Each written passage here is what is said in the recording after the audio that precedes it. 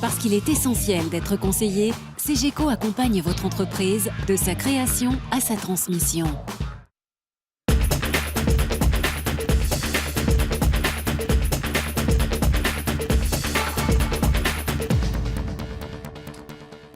Bonjour, bienvenue dans Lyon Décideur. Renforcement de la loi SRU sur le logement social, réflexion sur un nouveau dispositif scellé, charte des bonnes pratiques en donneur d'ordre et sous-traitant. L'actualité est riche pour le secteur du bâtiment.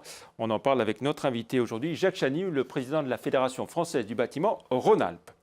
À retenir aussi dans l'actualité de ces derniers jours, un nouveau directeur général à la Chambre de commerce et d'industrie de Lyon, les bons chiffres de Biomérieux et de LDLC.com, deux nouvelles implantations à l'international pour Visual Link et pour Clasquin, et puis coup de projecteur sur la SITL qui a pris la suite à Gerland du site Fagorbrandt, ex-Siapem, ou comment passer de la fabrication de lave-linge à la fabrication de véhicules électriques utilitaires.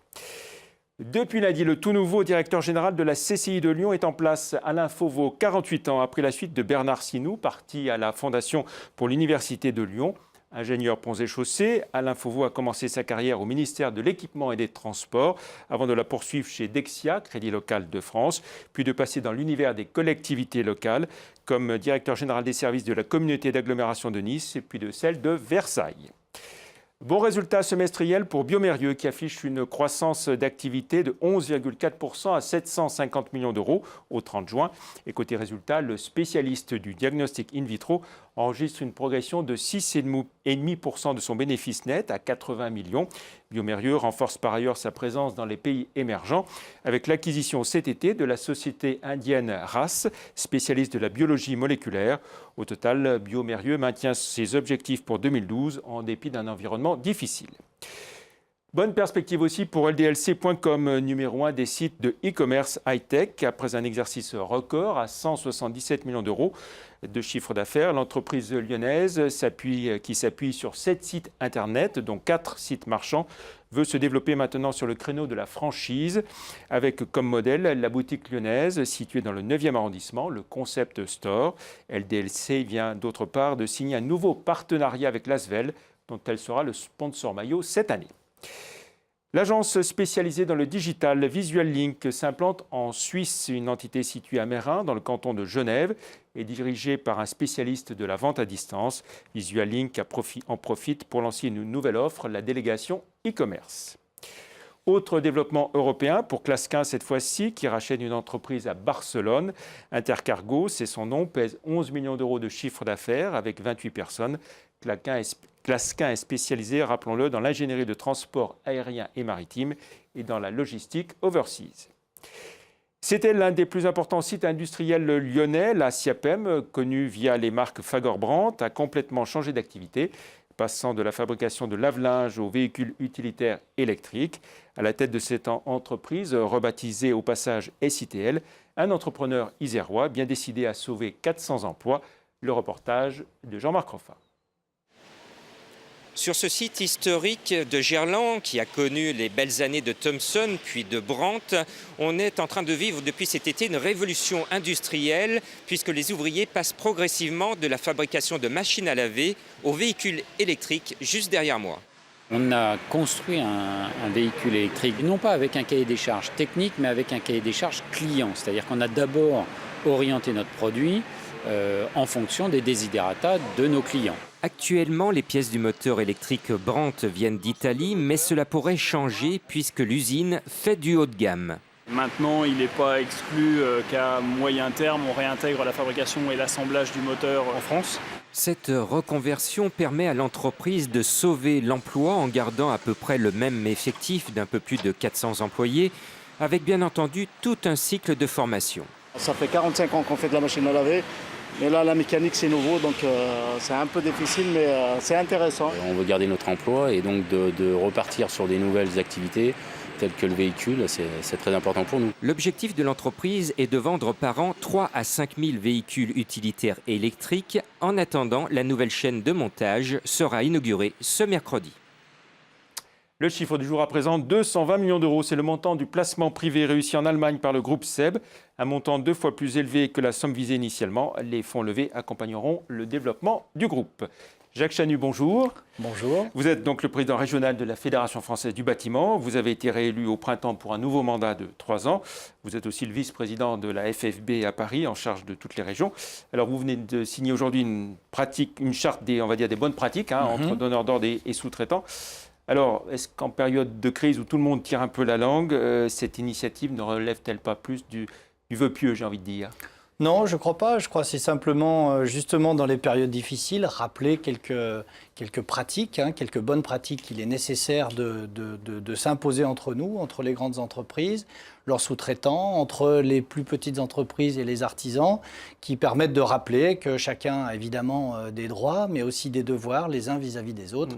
Et en tout cas, de rappeler qu'on ne fait jamais sa richesse sur le dos des autres et que le bâtiment nous oblige à avoir une interaction entre les entreprises, les différentes tailles, les différents métiers, pour permettre l'acte de construire et que sans les uns, les autres n'arriveront pas à réussir. Donc je crois que c'est simplement recadrer, remettre à jour ce c'est quand même un débat récurrent. On a l'impression qu'à intervalles réguliers, ça revient. Quel pouvoir on a véritablement sur... Je ne sais pas, sur les grands donneurs d'ordre, sur les majors du bâtiment, je crois que pour les forcer à respecter les sous-traitants. Très sincèrement, c'est eux qui étaient demandeurs pour remettre à jour ce guide et cette charte de bonnes pratiques. Je crois que tout le monde a conscience que dans ces périodes-là, on a quand même intérêt à être assez solidaire pour essayer de passer ce cap et cette crise qui est difficile. Et ce n'est pas, encore une fois, en faisant tout et son contraire que l'on arrive à sauver une profession. Je crois que c'est aussi un signe fort vis-à-vis de nos maîtres d'ouvrage qui, eux aussi, doivent avoir ce comportement et cette charte de bonne conduite vis-à-vis de nos entreprises qui, je le rappelle, sont des pourvoyeurs d'emplois et de richesses importants sur la région. Alors justement, à propos de pourvoyeurs d'emplois et de richesses, comment se porte le secteur du bâtiment dans cette grande région Rhône-Alpes dont vous avez la responsabilité?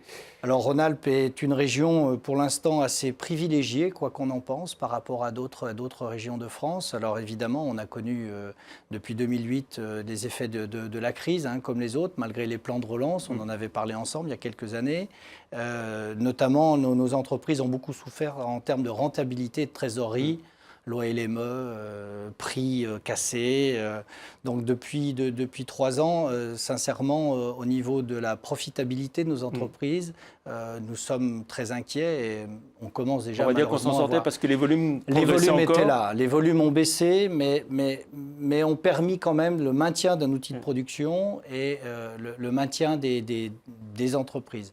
Bon, malheureusement... Alors maintenant que les volumes sont moins là... Voilà, on s'aperçoit surtout que nous sommes au bout d'un cycle. Nous sommes au bout de ce cycle-là, parce que les trésoreries sont exsangues, les entrepreneurs n'ont pas de perspective réelle d'avenir.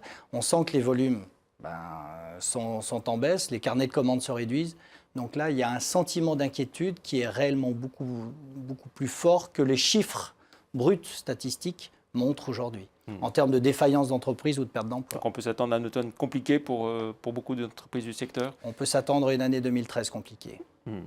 Le tour de vis fiscal annoncé dimanche soir par François Hollande, notamment sur la fiscalité des entreprises, va-t-il avoir un impact très important pour ces entreprises, justement sur la fiscalité des entreprises, évidemment, toute forme de fiscalité supplémentaire, c'est en général une capacité d'investissement qui disparaît. Et puis la fiscalité des ménages, qui nous inquiète également beaucoup, parce que nos clients, notamment par exemple au logement, ont aujourd'hui beaucoup plus tendance à épargner qu'à vouloir investir, de peur soit de ne pas savoir quelle sauce fiscale ils pourront être mangés sur 2013 voire 2014, et d'attente d'un certain nombre de mesures. Donc un climat, on va dire, d'inquiétude généralisée chez nos clients et chez nos entrepreneurs. Dans ces conditions, quand on parle de 500 000 logements construits à l'année, c'est illusoire? C'est un chiffre qui ne sera pas atteint? Très, très sincèrement, d'abord, c'est ambitieux et nous sommes heureux de cette annonce du gouvernement. 500 000 logements, dont 150 000 sociaux, donc ça veut dire 350 000 en accession. C'est ambitieux, c'est volontaire, c'est volontariste même. Par contre, maintenant, quelle modalité pratique? C'est-à-dire que pour nous, ça serait réellement une bouffée d'oxygène pour nos marchés et nos entreprises. Par contre, attention sur la mise en pratique. Et c'est là où on attend le gouvernement, où il y a des discussions aujourd'hui. Alors justement, donc, par exemple, fin du dispositif Cellier, il va falloir en trouver un autre, on commence à l'évoquer. Oui, fin du dispositif Cellier, c'était annoncé depuis quelque temps, c'était même à l'origine, on savait que c'était à la fin de 2012. Ce qui nous préoccupe, c'est qu'aujourd'hui, il n'y a rien. Qu'est-ce qu'on fait derrière? Des discussions existent, évidemment, avec le ministère de Cécile Duflot pour trouver un système qui permette de soutenir la volonté du gouvernement de construire 350 000 logements privés. 350 000 logements privés, ça veut dire qu'il faut aussi bien citer les primo-accédants que les gens qui achètent pour eux de manière classique, mais aussi l'investissement locatif. Dans ce pays, on ne construira pas 350 000 logements privés sans les investissements locatifs. Donc ça veut dire qu'il faut trouver un système incitatif, sans doute sorti de toute forme de niche fiscale ou autre, mais un système avec amortissement à l'allemande. C'est indispensable. Je crois que le gouvernement en a pleine conscience. On parle beaucoup de l'Allemagne aujourd'hui. Ils ont un système qui existe depuis plus de 20 ans, qui fonctionne, qui marche par l'amortissement. Et on ne parle pas de niche fiscale, on parle simplement d'un investissement immobilier. Et puis alors sur le logement social, là on en sait un peu plus, c'est un renforcement de la loi SRU. Oui. On passe de 20 à 25% de 20 à 25% de logements sociaux. Donc là aussi, une démarche volontariste. 150 000 logements sociaux, c'est beaucoup. Là encore, j'insiste, au-delà de l'aspect financement, qui est aujourd'hui pas réglé, il faut quand même dire les choses pour le logement social. Il y a aussi le fait que le logement social dépend énormément de l'accession privée, puisque maintenant la mixité imposée par la loi oblige entre guillemets les promoteurs privés à se réserver une partie en logements sociaux. Si les logements privés ne sont pas construits, les logements sociaux ne seront pas mieux construits. Donc encore une fois, c'est un tout, c'est un package complet et qu'il faut piloter avec justesse.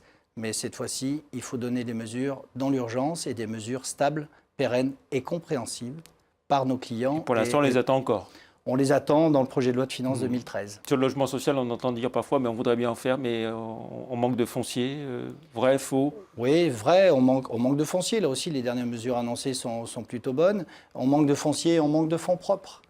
C'est-à-dire qu'il est difficile aujourd'hui pour un opérateur social, que ce soit un office HLM ou une SAD HLM, il y a différents systèmes, de pouvoir démarrer une opération sans des fonds propres. Donc au-delà des financements et des prêts, il faut trouver des solutions aujourd'hui pour qu'ils aient de l'argent pour pouvoir commencer à financer ces constructions. Et pour qu'ils aient de l'argent, la solution, ce n'est pas forcément de relever le plafond du livret A? En tout cas, ça ne sera pas suffisant parce qu'aujourd'hui, l'argent destiné fléché par le livret A pour le financement HLM n'est pas complètement consommé. Et ce qu'il faudra aussi, c'est relancer les grands travaux?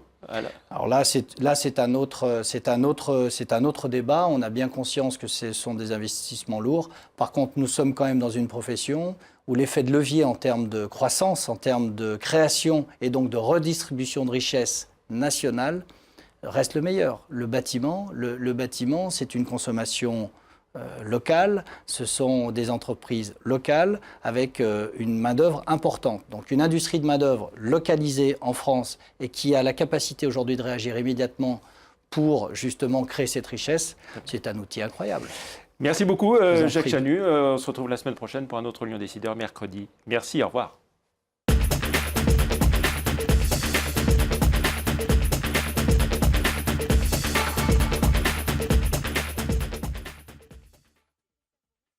Parce qu'il est essentiel d'être conseillé, CGECO accompagne votre entreprise de sa création à sa transmission.